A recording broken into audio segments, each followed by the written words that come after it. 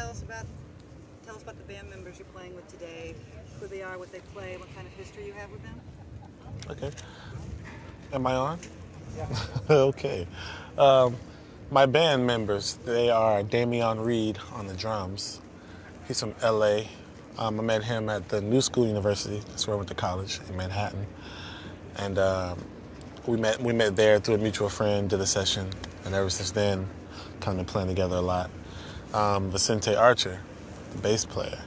I met him in Italy. I was over there doing the Umbria Jazz Festival, and who was I playing with? I think I was playing with Russell Malone or Christian McBride. I can't remember, one of the two. And he was playing with Donald Harrison, I think. And I met him over there, and we had mutual friends because he lived in Boston, and I have a lot of friends who went to Berkeley. So we kind of heard of each other through them. So then he's like, I'm moving to New York in 2 months. I was like, cool, hit me when you get to New York. So when he got to New York, we hooked up and played, and then I got him and Damian together. So we used to play every Thursday at this jazz club called the Up Over Jazz Cafe, which is no longer around, but for now, they're trying to open it back up. But we play every Thursday trio there. Most of the time, I could have them cats there. So that's how we started off and kind of got our sound and kind of shed it a little bit, Great. Is that stable enough for you? Yeah, okay. I'm watching it. It's moving around. The breeze picked up a little bit.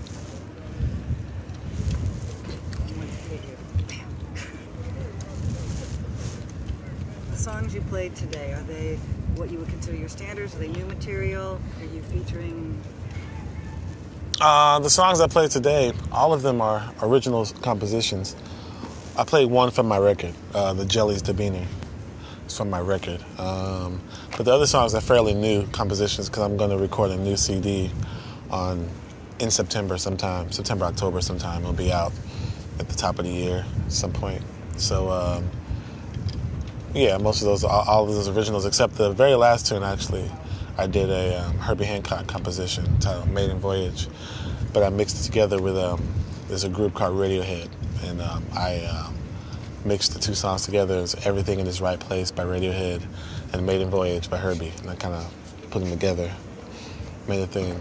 Because those are our new standards, our hip-hop, our jazz, our pop, our rock, our alternative. They were all influenced by that in my generation, so we just play what is in our generation, which is our standards, so that's how it is. Because back in the day, the cats, they played standards from like musicals and stuff that was around during their time, and they became standards for them. So, that's how it is for us with this type of music, so. You're quickly becoming one of my favorite people because you play with Donald Harrison. A lot of this crew's from New Orleans, so we do work with a lot of musicians down there. And then Radiohead. That's pretty cool. Oh, no. I didn't play with Donald. My bass player played with Donald. Close enough. Well, I played with Nicholas Payton. Oh, there you go. There we go. We're good. You're back in. Yeah. And Terrence Blanchard. Right. I recorded with Terrence, so. Writing and performing is an ongoing education. How do you think your music and your life experiences have affected each other? Well, life affects music, because anything with emotion affects music, affects how you write. And it's better to have an emotional evocation, if you will.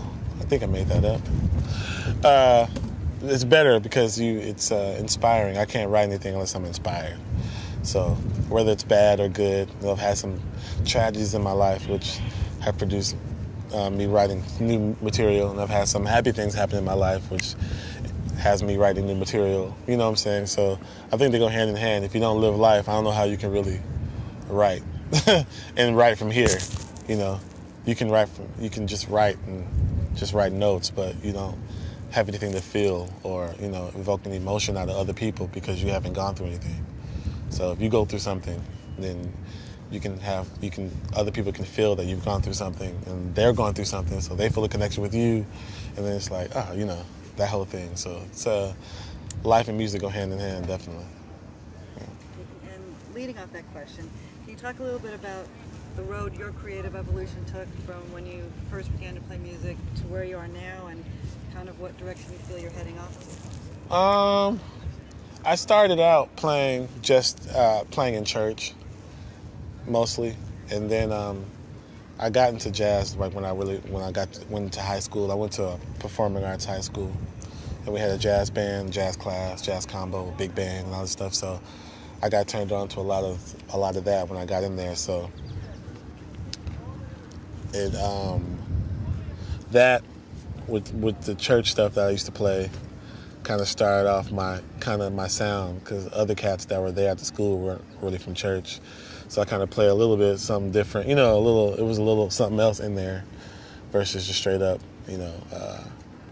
jazz sound. And then, once I just started checking out more music, I started checking out a lot of hip hop and started checking out a lot of pop stuff. And my mom was really into Broadway stuff, so I would check out, I had no choice but to check out Broadway. It would be playing at the house. So, it's, just all these different things. After a while, they become part of you without you even really knowing it.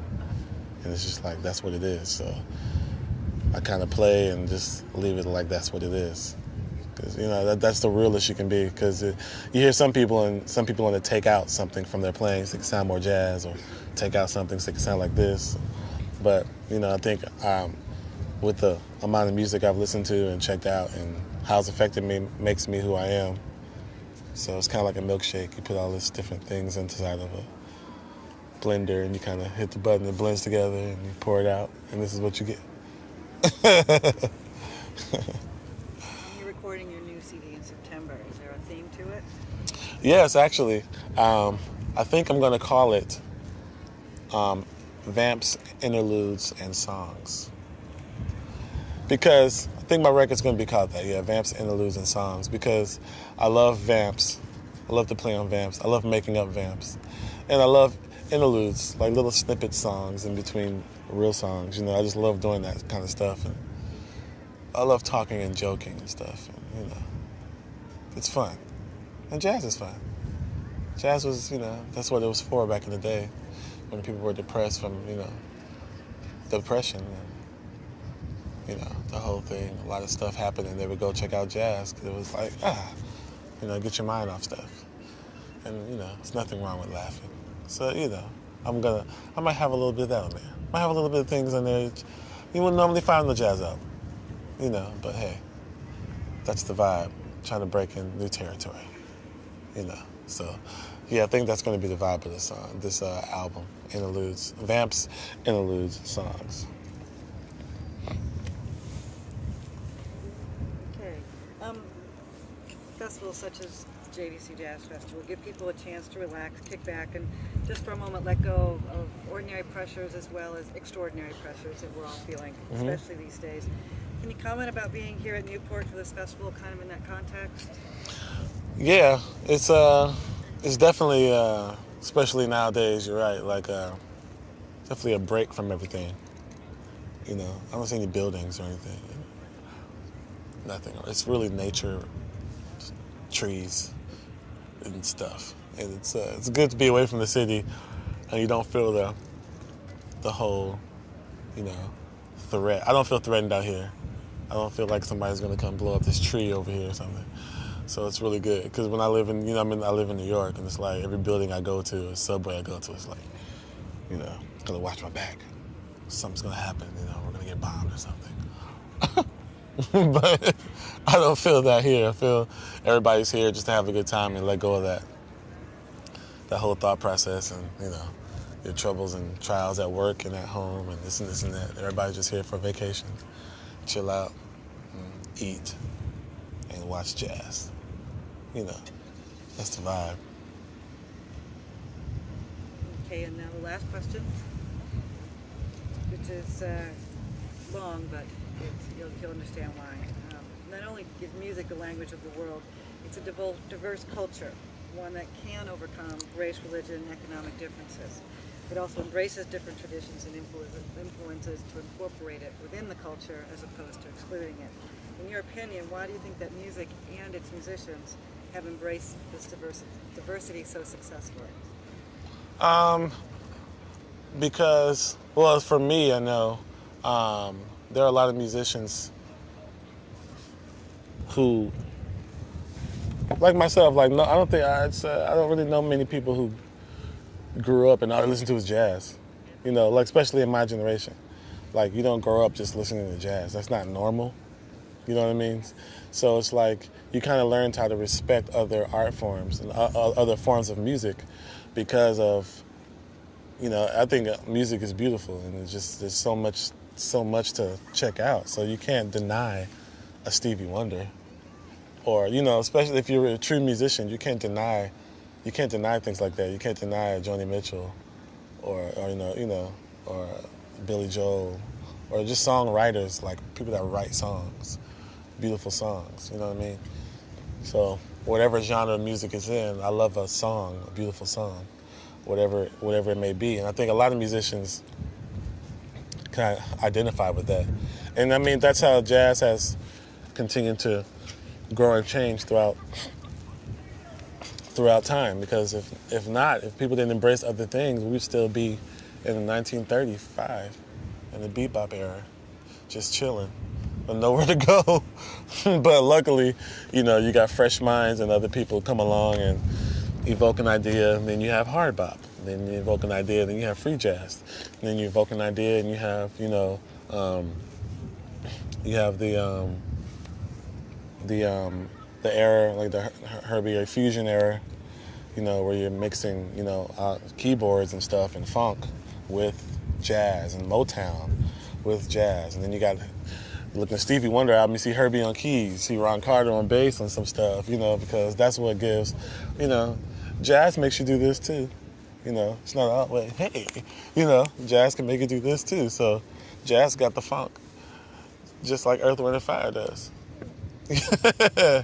And, you know, so it's, you know, that's just the vibe. Like, you got to embrace it all.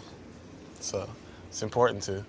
So I respect other musicians in other areas, because it's not easy to play. People think it's easy to play hip hop. It's just a beat. No, it's not. Like, you'd be surprised how many people can't play on beat for a consistent time, all the time, or play purposely behind the beat while the beat's going, purposely to emulate like a track, a hip hop track. Most jazz cats can't. Like 98% jazz cats can't. Maybe 99. Can't do it. You know what I mean? They don't have the patience to do it, or they're just, a lot of cats, you know, jazz can be one of those musics where you just kind of, you know, real frantic, and, you know, and cats aren't so laid back anymore. But back in the day, like most of the stuff you heard, like on the Motown albums and stuff, those were all jazz cats playing on those albums. You know, they were playing in the studio at that time doing Aretha Franklin songs and Four Tops and doing that stuff, because it was normal for a jazz cat to do a groove gig like that or do a recording like that. And then at night, they go to the jazz club and hit. But it's like now, you know, cats would be like, you know, whoa, wait, you play with Mary J. Blige? Whoa, but don't you play jazz? You know, it's like, whoa, that's unheard of. It's like, nah, not really. It's just a lost art now, but it happened back in the day. You know, cats don't do it anymore. So, you know, I think it's important to bring other flavor. All flavors are good. You know, bring some flavor to it. Whoever thought cinnamon on a carrot would be good? I know, I just said, let's make that up. But you know what I mean? Cinnamon on a carrot, hey.